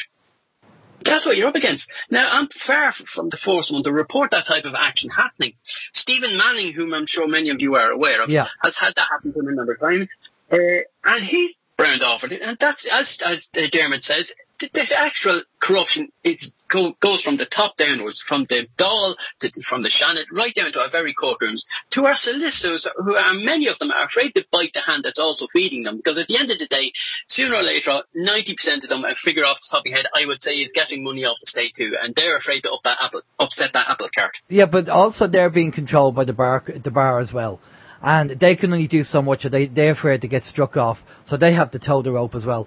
Lads, we have about 20 minutes left, so I do want to focus on the positives. And I'd like to kind of touch base with the both of you and just kind of find out if there's any solutions that you've thought of, any people you've spoken to as to the way forward and what the people of Ireland can do. What can we do? Because everybody feels powerless in some way. And there's some people that have the kind of manana approach, Asha, what can you do? And they don't want to do anything. Other people are just in their comfort zone, they're surviving, and they're just kind of spinning the plates and hoping that nothing changes. And we have to see beyond this and move forward and get something sorted. But I'm not even sure whether setting up a political party is a solution, because a lot of people can be bought. They can be bought and paid for when they're approached. And I have come across people in political parties who I thought would be ideal to be involved, and then they post something up on Facebook, and I think, oh man, they wouldn't be ideal for a political party because they're thinking the wrong way. And this is my concern about getting people in who are open-minded enough and able to actually look at a situation right across the board and then make a choice, and not just have a tunnel vision on a certain viewpoint and be stuck in a belief system and not prepared to change it. So, Diarmaid, I'll just go over to you. You obviously have sat down and thought about, maybe solutions for Ireland.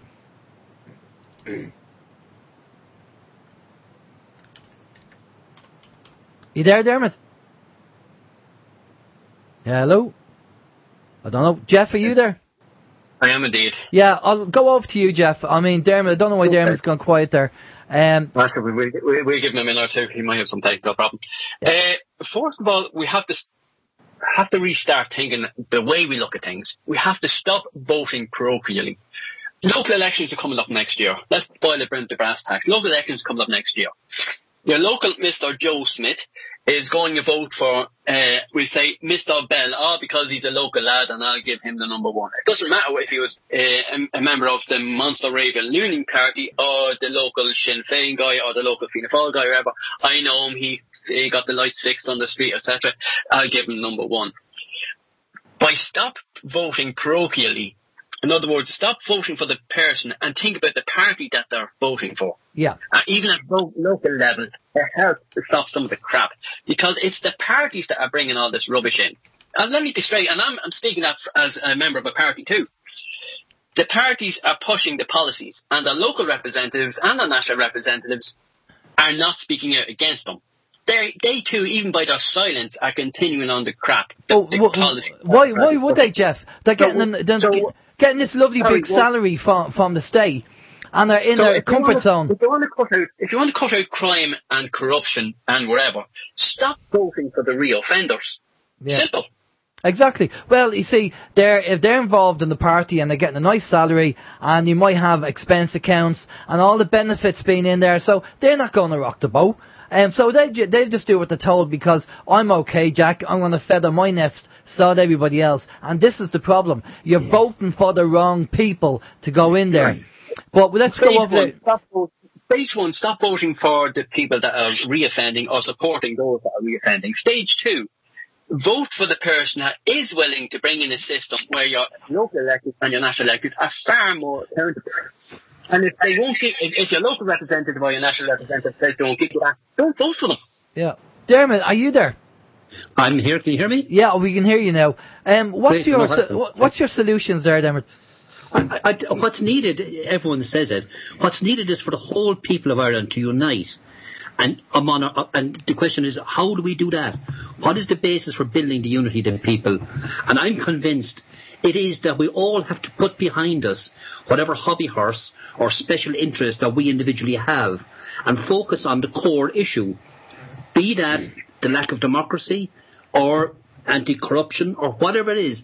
There's an underlying problem that we have to focus on, and therefore any other questions should become secondary, such as whether we have ideological preferences, we'll say either left or whatever we want to have, or that we're pretty interested in one aspect of life or not. We have to decide to live together, understand that we're a diverse people, but know that it's our common interest that we should control the state ourselves and all the institutions and everything else that happens in it. Because until we're in that position of being able to rule ourselves as a people, then all our debates around specific issues are pointless because we don't get to decide. So in my view, we need to kind of spread this idea that we must remove the vested interests, be that in the political parties that are currently out there, or the trade unions, or the business sectors, or all the other interest groups that exist. They must be put in second place, and the overriding or rather underlying interest of the people to actually take control of our own state must be put in its place. And then we must actually be organised. It's not just a fluffy kind of a loose attitude that we need, we actually have to consciously be organised on a county-by-county basis and to challenge the elites that are there. Challenge them at every opportunity. When they do something wrong, we protest against them and we stop it. When there's an election comes up, we should contest it and try to win it and unseat them at every single area, including what you're doing now with media here, having a discussion. We need much, much more of that, because the other media is monopoly controlled, and as Jeff is saying there as well, they simply will cut you off. You won't get your story out there, and that's what we need to do. We need to be organised and try to find the basis for our national unity, which must be the lowest common denominator. People might think back in 1916 and during the War of Independence. Where was the manifesto? The manifesto was to establish our own state, that the people should control our state. They didn't have party factions. They didn't have party factions in 1798 or anywhere else. The Russian Revolution, God bless them, the Bolsheviks, they had a simple slogan. It was for peace, bread and land, I think, were their slogans, right? And they succeeded in uniting all the vast nationalities and the different conditions in life of the people so as to control their own state. We need to do the same thing that we've done before and build that sort of a unity around and blinkered, focused around that the people must take control. Well, I do agree with you, Diarmaid, that we have to start off on a county-by-county basis and concentrate in a county and focus on that county and win it. But here's the frustration. Myself and Steve, we do OYM radio, and we've been doing it for 8.5 years. And we give people like you the platform to come on where you'll be attacked if you went into the mainstream media. Now, there are only 3 platforms out there that we know of in Ireland that are doing live radio. Well, 2 now, because Mick from Liffey Sound has to do podcasts. They're controlling him now. So there's only ourselves and there's only People's Internet Radio, which we stream on. So the likes of Gemma that's coming on board now, and now she's doing her videos, and Gran Torino, I mean, the alt media should be working together and supporting each other. But the trouble is that maybe there's egos involved somewhere where they don't want to get involved. And maybe there's a level of ignorance involved where they don't want to get involved. And again, that's the divide and conquer. So this is why we have to stop this bloody attitude, you know, of the divide and conquer program and get together as alt media and start a new movement of alternative media. But how do you get to these people and shake them and go, stop trying to do it yourself, stop trying to be an individual, we all are here to try and help each other and support each other, so let's get on board and have an independent alt media in Ireland. You've asked a very, very tough question, and there's no simple answer. Myself, tonight and yesterday, I've asked for assistance in a various number of ways, and people are just so busy struggling just to survive. That quite frankly, a lot of them just don't have the time or the money or the effort to be able to do what we all like to see happening. No, honestly. What you'd like in alt media would take a considerable amount of time, and people are willing to do that, but they're too busy just struggling to survive to be able to do anything else after that, and that's a factor. Yeah, but you know, we are all busy. I'll be honest about that. We are all busy, but we're not busy 24/7. We can Skype. No. We don't have to go and visit each other. We can jump on Skype and we can set aside an hour or two to talk and say, well, okay, you know, is there a way that we can go forward with this, or we can come up with a plan? Because there seems to be just a handful of people, especially in the alt media, doing the work. And it's not really fair. Everybody should be involved. We actually turned around on the show, and me and Steve said, we will teach and train anybody who wants to set up their own radio show, whether that's a podcast or whether that's a live show. We're happy to show you what to do and how to do it. And we got 2 replies so far of doing it. Well, I'd be count me in as a tour because I'd be interested in learning how to do that. Yeah, well, we're happy to do that. If anybody wants to do it, we're happy to do it. But if people kind of sitting down going, well, I can't be bothered, well then, accept it, there's no point complaining about the government and what they're doing if you're not going to get up and do something about it. Yeah. Very, very true. One quick example. I am having local problems with the local media, even when getting my role that I did and the issues that I'm trying to raise. Obviously, these media outlets understand only one thing, which is money. So now I am doing some fundraising. This is not a plug for it, but I'm doing some fundraising just so I can actually buy advertising space in the newspapers. And if that's what it takes to get word out there that there is an alternative voice, an alt media as such, then unfortunately, we even have to use we have to spend money to get our voice out there. But that's what it takes. You have to change the way we're thinking. Yeah, no, totally. Steve, I want you to comment on this as well because we're both involved in this. What's your take on the scenario? Honestly, we can all talk and we can all go about things the right way, and we can set up little parties, we can set up all the alt media radio stations that we like.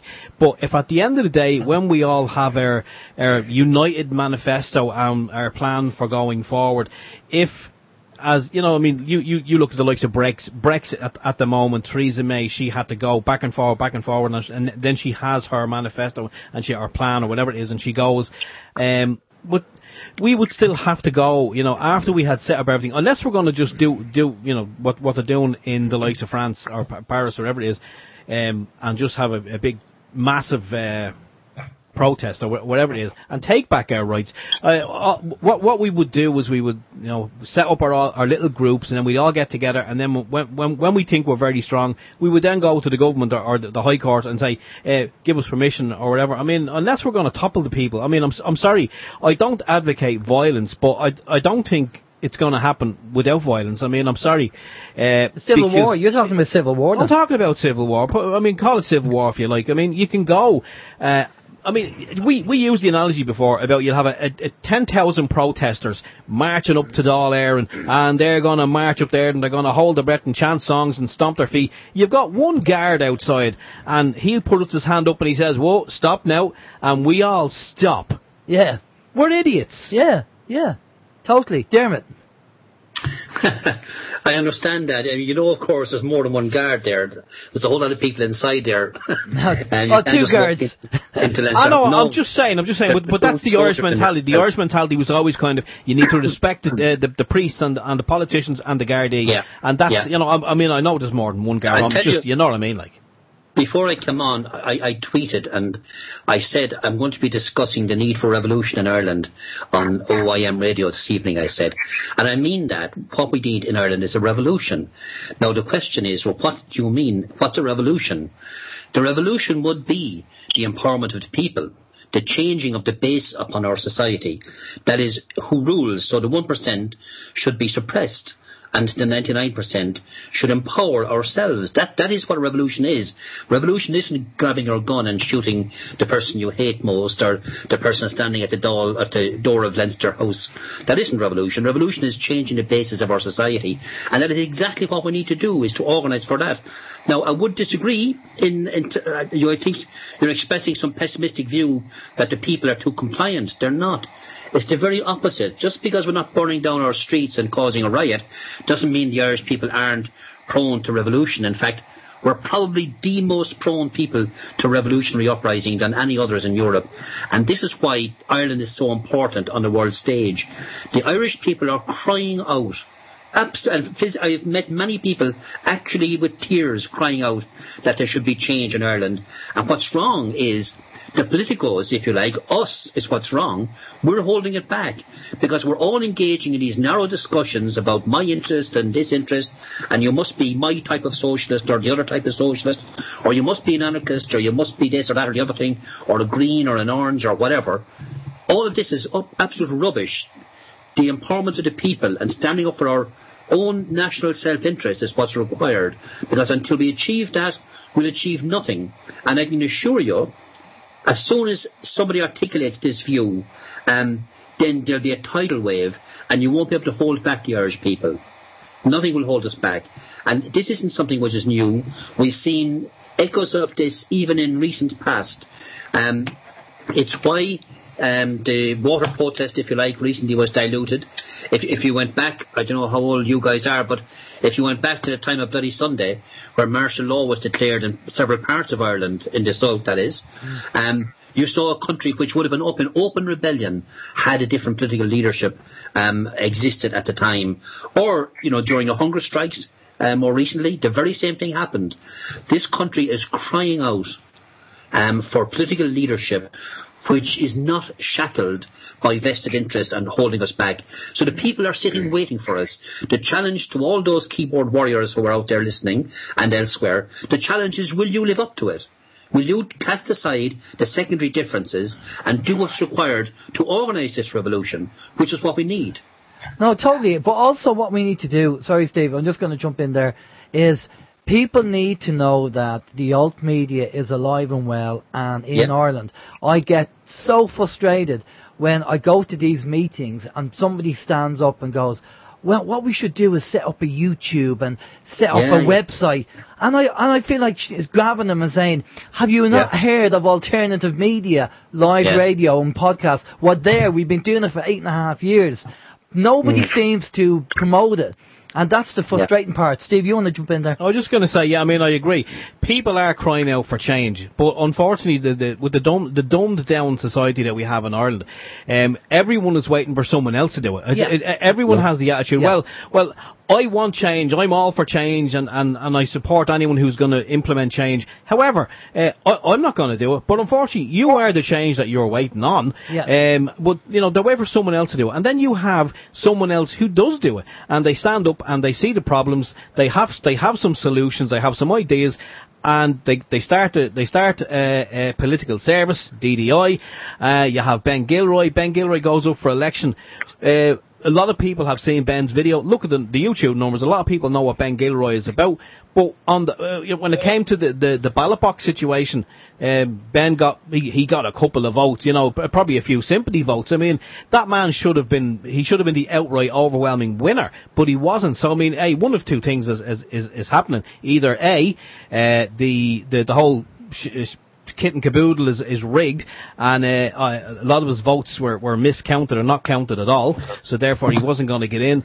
Or maybe people it's a case of I'm a Fianna Fáiler, I come from a long line of Fianna Fáilers, I'll vote Fianna Fáil. Yeah. So can I just say something on that? Yeah, I'll just say, lads, so we're going to have to wind up things now in a minute. So if you have a quick line, Yeah, I'll make it quick. When Ben ran for that election, he was being slated left, right and centre. And a lot of people did vote. Unfortunately, it went with the devil they know than the person they don't. They played safe. A lot of people didn't like change, so they went with the person they knew traditionally as you've said, voting with the family and the parochial vision, rather than looking at the bigger picture. And that's unfortunate, because that's partly the reason why Ben lost out, which he rightly deserved to get in on what he was saying at the time. No, we totally agree. He should have got in. Right, Diarmaid, your last words there. I have a plug, if you don't mind. Yeah, go ahead. Tuesday the 11th here in Cork, if there's anybody in this neck of the woods, we're doing a 24-hour sleep-out protest, our 11th one, outside the City Hall in Cork, demanding that government declare a national emergency on the issue of housing and homelessness. And it's a practical thing. And at 7:30 that evening on the Tuesday, we're having a public forum, an open mic, for people to discuss this issue. That's a very important one. The second thing is, if people are flying, as you mentioned, Gemma, that next Changemaker event is on in Portlaoise on Monday the 10th. I don't know what the venue is, but it's Portlaoise, I'm told. But those are events going on around the country that are attracting huge interest, and I'd be very hopeful. But it does need individuals to step forward and take responsibility to be the change. That's what it needs. Yeah, no, totally. Right, we're going to let you go, chaps. Thanks a lot for coming on. Just a big ask for us is that on your travels, when you're doing interviews, can you please mention alt media and say that we are alive and well, and we have been running for over 8 years, and I include People's Internet Radio as well, because People's Internet Radio have a host of guests on there, we have a show every week. We've been running for a very long time, so we've been doing it. And I was speaking to the Sovereign Independent guys during the week as well. They started off with the Sovereign Independent newspaper and were doing shows 8 years ago.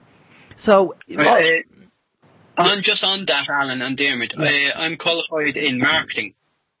So offline, I will offer my skills to help you get the word out there by alternative methods to actually letting people know you actually exist. Brilliant. Yeah. Well, what we'll do is we'll have a chat, because we have certain skill sets as well, and we know where you live. Isn't that a Liam Neeson quote? All right, chaps. Thanks a lot for coming on. I'm going to pass you over to Steve, and Steve's going to get all your contact details. Right, there's a lot of questions that we didn't get to, and I do apologise, but it was great information all the same. If anyone wants to find out very quickly about the work that both of you chaps are doing, or how they can find out and keep up and keep abreast of the situation and what you're doing and where you're going to be and what's on the cards, we'll just go to Diarmaid first. Diarmaid, do you have a website or Facebook page? I have a website called The Future, all one word, thefuture.ie. That's the easiest way to get me. Okay, thefuture.ie. Yep, perfect. Yep. And Jeff? 2 locations. There's facebook.com/JeffRudd31, JEFFRUDD31. And there is United People Facebook page, unitedpeople.era. You'll find there. And also there's the main unitedpeople.ie website. Okay. That's brilliant stuff. All right, guys. Now, listen, if you have any announcements to make and you want to email us that you want us to say in the show, just send us an email with the announcement. If there's a local, talk going on or a seminar or something, let us know and we'll give it a shout on the show. Just stay with us there for a minute, and we're just going to go off to a musical break, and we'll be back after this. This is Open Your Mind Radio on OYMradio.com and UnitedWeStrike.com. Okay, and we're back. Great information there from Jeff and Diarmaid. We'll post those links up on the website. For anyone maybe just listening on the podcast, the addresses are thefuture.ie, also facebook.com/Jeff Rudd, JEFFRUDD, and the number's 31, and also unitedpeople.era. Unfortunately, the quality of the lines were not that great, so we apologise for that. It's just the way the technology works. Jeff has been under a lot of attacks recently with his communications, because they don't want him talking. This is what happens. And I know, sometimes it's a technical issue. It's not an attack, and we're aware of that. But in Jeff's case, he's actually had, what did he say? Something thrown at him with nails in it on his house? A bottle with nails embedded. A bottle with nails in it. I mean, that's not nice. That's just, ridiculous. But it's a very highly sensitive subject and emotional subject to talk about the state of Ireland and the way things are. And I do believe if we're going to do this, we'll have to do it on a poor county basis, and just focus, instead of looking at Ireland as in total, that we need to say, right, we're going to pick a county, we're going to pick County Meath or County Cork or something, and we're going to focus all our energy and get all the people in Cork, because Cork's a rebel county and they're great for sticking up for things, and we'll focus our energy in Cork and get everybody on board, get a party in that we trust and that we want in there, and then county by county just wipe out Fianna Fáil, Fine Gael and the other parties. Just wipe them out and then get them in and then start making the change. That's what we'll have to do. Well, that's just my kind of take on things, my own opinion, how I perceive things and how I would do it. But everybody else has their own way of doing things. Sorry, just had a bit of a cough there. But before we go, we're going to lighten up the mood, because a bit of humour, because it was a heavy subject to talk about. So, the National Poetry Championships were taking place, and there were 2 finalists. A bloke from a local university, and the other was a Billy Bob from down south. Billy Bob with the missing teeth and the banjo, alright? So they had 20 seconds to come up with a poem with Timbuktu in it. So up first is the university student, and he goes, on the lonely desert sands, cross the lonely Caribbean, men on camels 2 by 2, destination Timbuktu. And a big round of applause from the audience. So Billy Bob jumps up on stage, and it's Billy Bob's turn, and he says, So the crowd go on. So Billy Bob says, so he steps up to the microphone and he says, Tim and I off hunting went, found 3 girls in a pop-up tent. They were 3 and we were 2, so I booked 1 and Tim booked 2.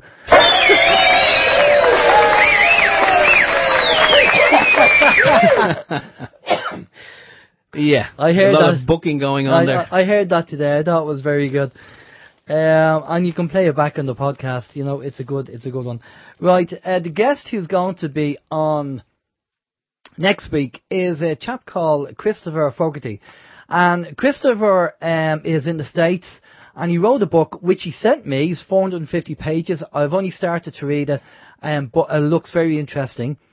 And it's all about the Irish Holocaust. And some people say, what Holocaust? Well, the Holocaust being the Irish famine.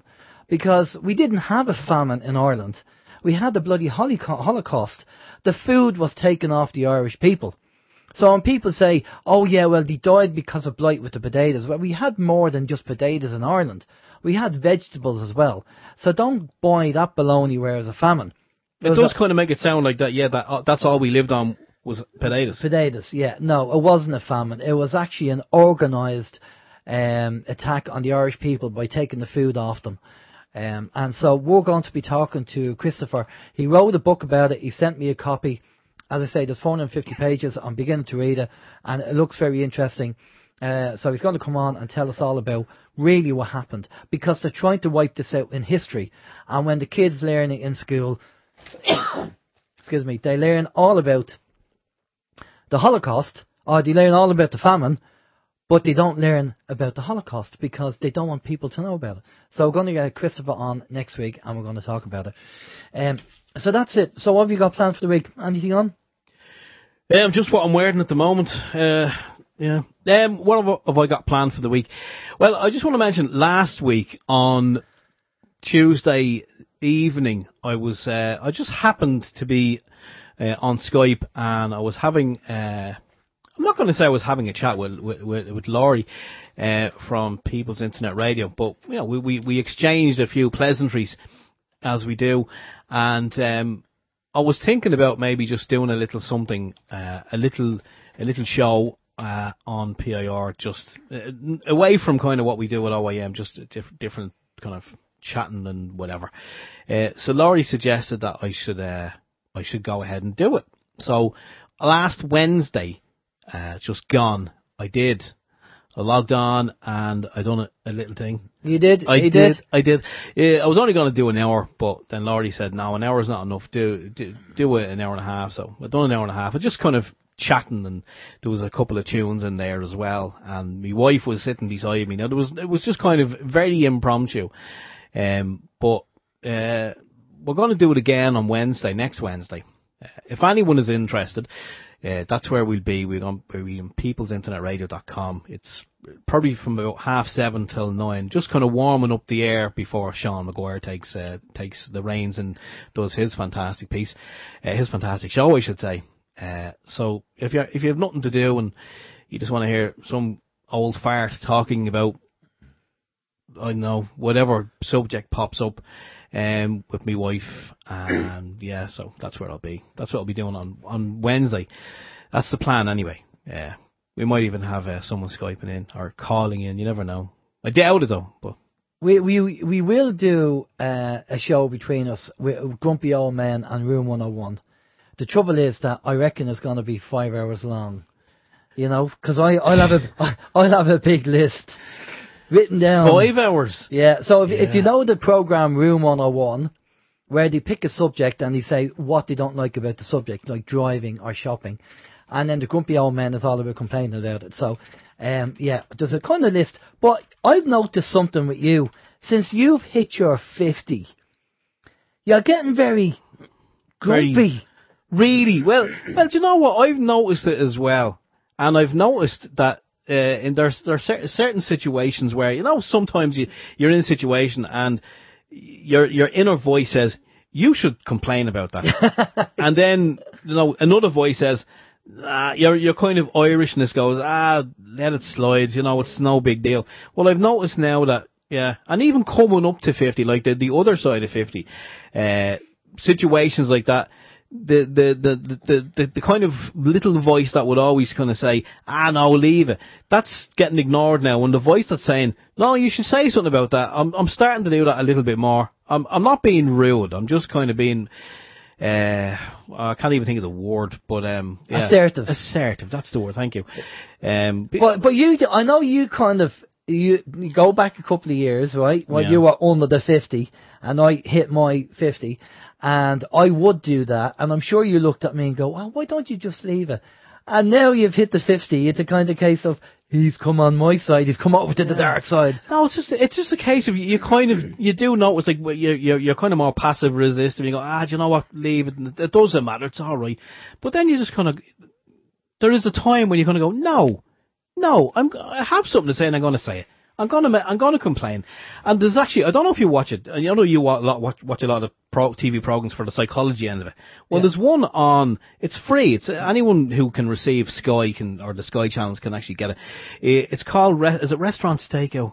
So it's one of those programs anyway, where a guy called Willie Deagle, and Willie basically goes into restaurants, stakes them out, and reports back to the owner, you know, who's doing what and how we can improve his staff. And this guy, I mean, talk about psychology. This guy is amazing. He's absolutely fantastic. But we should all be like Willie. Yeah, okay. Big well, Willie. We'll tune into that. It's like Mystery Diner, I think. That's on. Is it Mystery Diner? It's Mystery Diner. No, it's one of the. It's either Mystery Diner or Restaurant Stakeout. I can't. I just get the two confused. Okay, folks. For myself, Alan James, take it easy. I'll try and get a blog up on the Patreon tomorrow. Just to chat about our show tonight and a few other bits and pieces.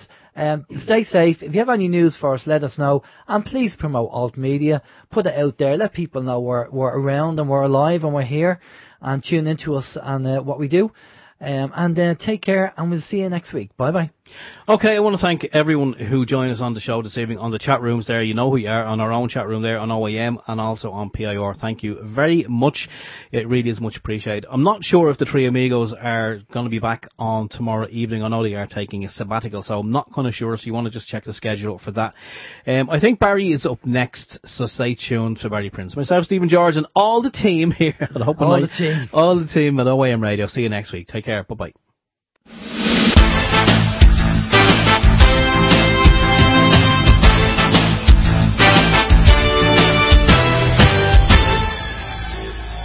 Until you know